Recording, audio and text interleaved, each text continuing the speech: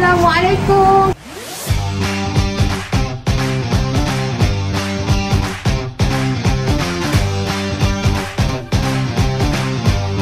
Kepada semua warga Kuala Lumpur, Selangor, satu Semenanjung lah, Sabah Sarawak pun sekali, kalau nak datang melawat di Pustaka Peringatan Nabi, jemputlah datang, okay?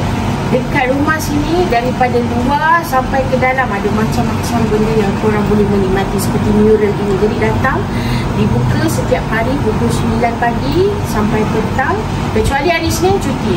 Dan cuti sekolah nak dekat ni, Raya Cina, cuti sebulan kan, boleh datang tau, datang. Okay?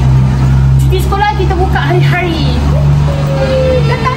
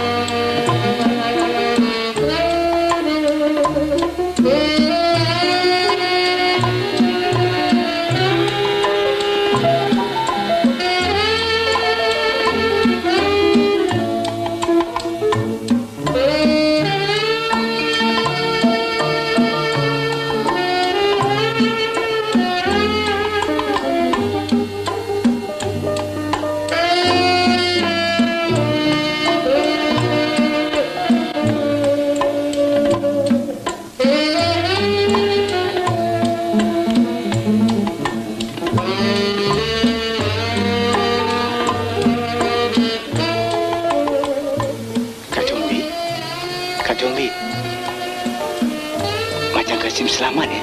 Ya.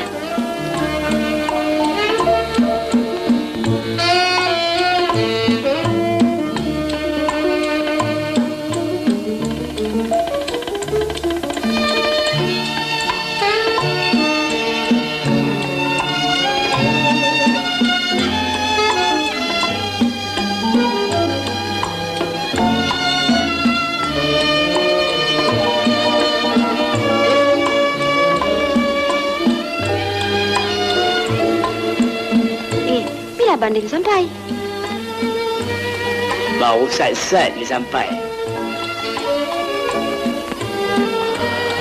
Siapa tiup saksofon itu, ha? Itu anak angkat cik yang baru. Anak angkat? Iya, namanya Osman. Kesian, matanya buta. Buta?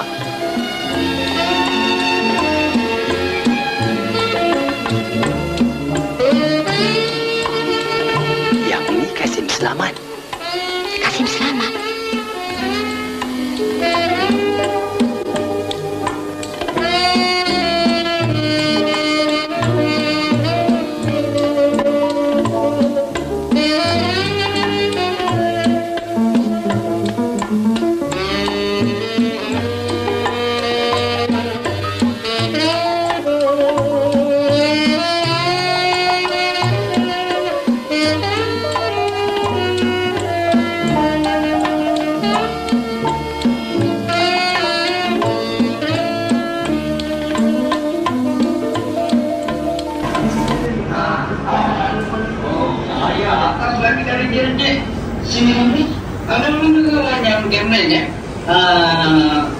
Atas lagi.